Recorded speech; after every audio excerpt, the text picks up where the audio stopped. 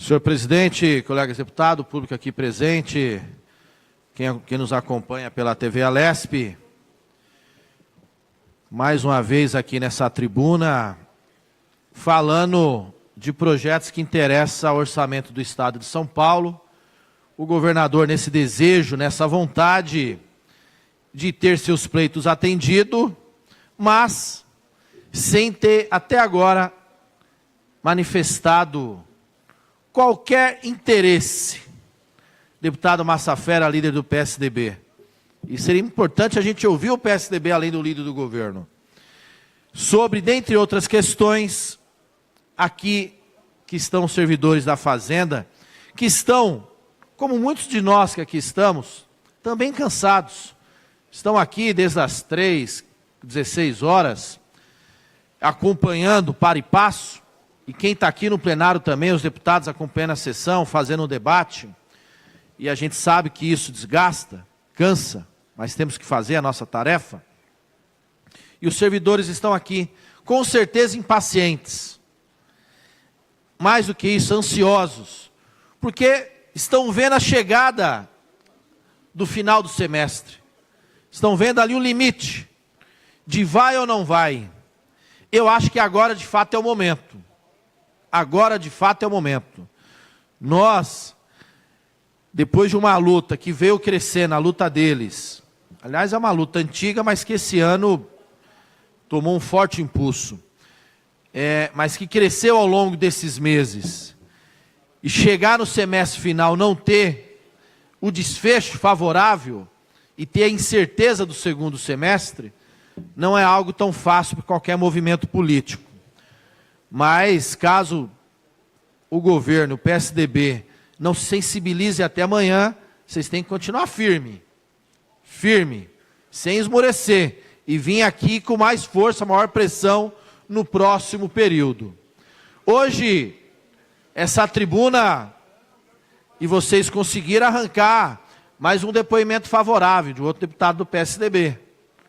Tomara que ele consiga contagiar os demais colegas de bancada, e falou com conhecimento, mas tomara que consiga fazer o gesto de trazer mais gente, que consiga convencer o deputado Barros Munhoz, o discurso aqui do deputado Vaz de Lima. Quem sabe não tenha tocado o vosso coração, deputado Vaz de Lima, e Vossa Excelência, daqui a pouco, para surpresa de todo mundo, uma boa surpresa, vai dizer no microfone que sim. De repente ainda tem chão, gente, mais um pouquinho, quem sabe, né, deputado Barros?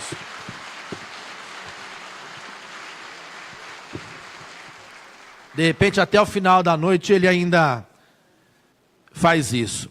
Mas, senhoras e senhores, o deputado Enutato aqui também abordou um tema, e a gente falava com o deputado Chedi sobre as emendas da LDO. Houve avanço, perspectiva, pequeno recuo, então ainda uma negociação em curso, mas que, para a nossa bancada, algumas emendas são fundamentais, já que tem essa perspectiva de avançar, e o relatório inicial do deputado Edmir Chedi aponta nesse sentido.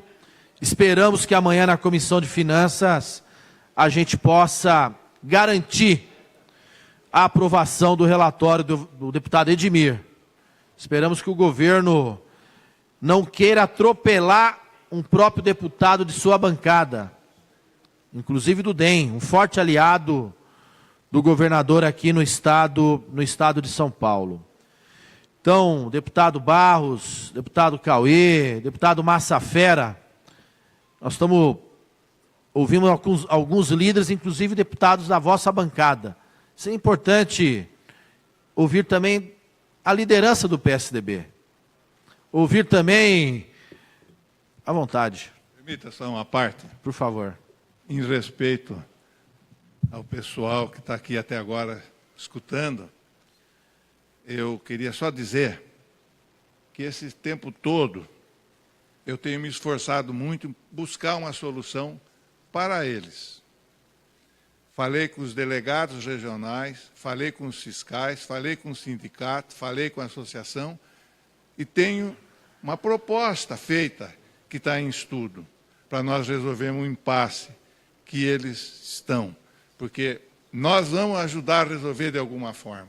Amanhã, se Deus quiser, amanhã, se Deus quiser, eu trago a solução para eles, a proposta que nós temos. Pode ter certeza. Opa, já está melhorando, hein? Tá vendo? Até amanhã tem chão, hein? Não? O pessoal já sabe qual é a proposta. O pessoal já sabe qual é a proposta aí, ó. O pessoal já sabe qual é a proposta. Melhorou não muito, hein, Massafera? Mas até amanhã, quem sabe, avança essa proposta. Você fala assim a votação da PEC. Mas eu acho, então, deputado Massafera, importante também ouvir Vossa Excelência, líder da bancada do PSDB, sobre a possibilidade de na LDO nós termos o avanço na pauta das universidades públicas, para que elas saiam dessa situação de calamidade, e também o avanço na pauta das emendas impositivas. E tenho certeza que as emendas impositivas é uma pauta que interesse aos diferentes partidos, inclusive de deputados do PSDB. Mas nós só vamos avançar amanhã, garantindo isso na LDO, se houver a possibilidade de mais deputados manifestar esse desejo, manifestar essa vontade, e também na própria Comissão de Finanças e Orçamento, pressionar nesse sentido. Porque senão o governo vai continuar com a sua mão de ferro, impedindo a libertação dos deputados em relação à política de emendas, que é uma política do toma lá da cá, como eu já disse desde a semana passada. Quero aqui também trazer novamente, deputado Carlão, e dialoguei bastante contigo no Colégio de Líderes hoje sobre isso.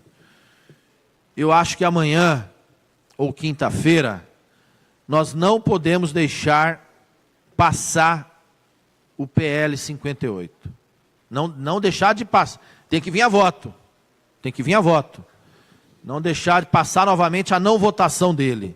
É uma pena, é um prejuízo aos servidores da Defensoria, que não tem a capacidade dessa mobilização constante, mas que são servidores importantes que atendem um público que necessita do auxílio, do apoio judicial, de quando vai lá com um problema pequeno, de uma comunidade, às vezes simples, mas pequeno que eu digo, não na importância, mas às vezes um problema jurídico que uma orientação pode resolver, né? Um pequeno encaminhamento pode resolver. E essas pessoas, ao lado dos defensores públicos, esses servidores ajudam e ajudam muito, muito. Que além de fazer o papel do atendimento, com certeza, muitas vezes, até o papel de psicólogo, no sentido do atendimento, da atenção, dentre outras questões, acabam fazendo. Esperamos que a gente também se sensibilize até amanhã e possa votar. E também espero aqui que o deputado Massafera, que tenho certeza aí que tem um olhar, observação sobre alguns projetos da importância dele, que também fica amarrado, muitas vezes não consegui, mas que até amanhã vai ter alguns avanços.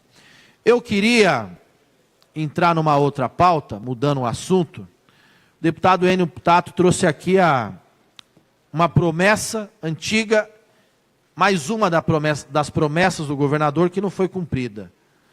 Se a gente for listar, são inúmeras promessas nas mais diferentes áreas. Se a gente pegar o programa de televisão, de propaganda eleitoral do governo Alckmin, é sempre um programa bonito, né? Assertivo, e consegue ganhar a eleição, está ganhando. Mas não é palpável, não é realizável, não concretiza aquilo que diz. E fica fazendo a pequena política. Vai numa cidade, faz uma pequena intervenção e faz daquilo um grande fato, um grande acontecimento. O segundo acontecimento, quando ele vai nesse município, é tomar o café na padaria. Praticamente é isso que ele faz. Fica tratando o município com as indicações dos deputados, dos parlamentares, também como uma grande ação. Uma academia popular, academia da saúde, uma pequena intervenção como um grande feito para aquela cidade. Mas nós precisamos de um Estado melhor. São Paulo pode mais. São Paulo pode ser mais humana. São Paulo pode ser um Estado para todos. São Paulo pode ser um Estado mais igualitário. Porque, infelizmente, aqui no Estado de São Paulo, o governo do PSDB, ao longo do tempo, deputada Alessi, é o governo da exclusão, é o governo da desigualdade, é o governo que, através da sua política pública, manifesta o preconceito.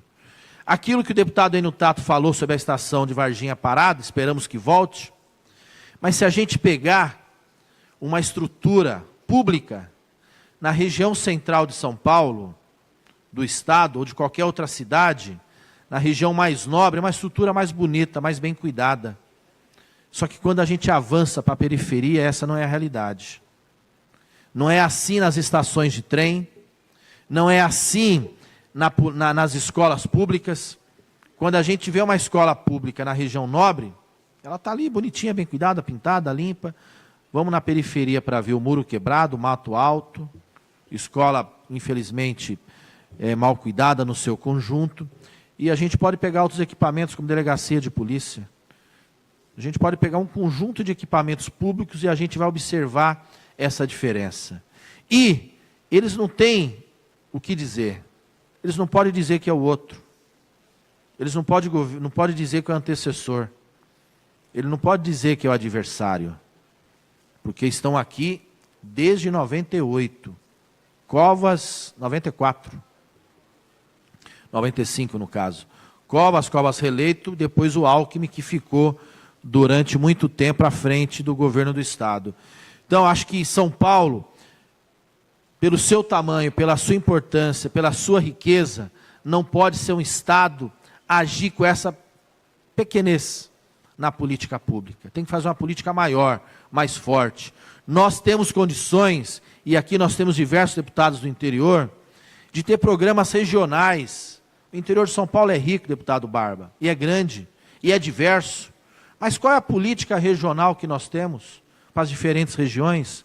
Dialogamos há pouco, falei numa primeira intervenção aqui, sobre o projeto de regularização do Vale do Ribeira, uma região pobre do estado de São Paulo. Qual é a política que nós temos para lá de fato? Qual é a política que São Paulo tem para gerar renda, oportunidade, inclusão naquela região? Algum dos tipos de desenvolvimento? Pode ser até desenvolvimento através de uma política ambiental, pela importância daquela região, por exemplo, na riqueza da água. Falamos também do projeto do Pontal do Paranapanema, que também prevê a regularização, que a gente tem algumas divergências, e vamos dialogar amanhã sobre isso. Qual é a política que tem para lá, para o Fundão? Qual é a política que tem para a Alta Paulista? E todos nós sabemos aqui qual é o apelido da Alta Paulista. É a região do Vale da Fome, pela miséria que assola aquela região. Então, qual é a política que o governo de São Paulo, com essa riqueza, com essa capacidade, está fazendo no conjunto do estado? A gente não consegue ver, a gente não consegue observar. Isso, mais uma vez, prova que é um governo que age com preconceito para os pequenos, para os mais pobres. Ele age de uma maneira. Para aqueles que já são fortes, ele age de uma maneira melhor. E a gente não pode permitir isso. Acho que está na hora de São Paulo começar a pensar, começar a dialogar com e aí, um conjunto de setores, a sociedade civil organizada, academia, movimentos, começar a refletir que o estado de São Paulo pode ser diferente, que o estado de São Paulo pode ser um condutor de muitas políticas públicas nacionais influenciar. Mas não é isso que a gente vê na prática, não é isso que a gente vê acontecer. Ao longo desse tempo, passaram sucessivos governos. Qual é a política efetiva que há? Pergunto aqui, senhoras e senhores, pergunto aos senhores que estão aqui, me dê um nome de uma política pública do governo de São Paulo. O governo Lula tinha o Luz para Todos, tinha o Bolsa Família, tinha o ProUni, tinha o Ciência Sem Fronteiras, tinha inúmeros, Minha Casa Minha Vida, tinha o Pronaf, o Apoio à Agricultura Familiar, inúmeros programas, inúmeras políticas públicas. Eu pergunto aqui uma do governo de São Paulo, uma política articulada, sólida, forte, que tenha começo, meio e fim, que tenha uma estratégia para poder chegar em algum lugar, para poder mudar a realidade de fato de determinada comunidade, determinado público. Me dê uma política pública. Não estou pedindo duas. Estou pedindo uma. A gente não consegue lembrar, apesar de tanto tempo. Propaganda a gente consegue ver. Mas a realidade, de fato, uma política articulada com a sociedade civil, desculpa, para concluir, senhor presidente, o presidente Lula fez uma política de expansão universitária, tem a ver com o Reúne também, além do ProUni. O que a gente vê no estado de São Paulo? Fez uma política de incentivo e expansão do ensino técnico. O que a gente vê nessa área no estado de São Paulo? Fez a rede da UPA, do SAMU. O que a gente vê no estado de São Paulo?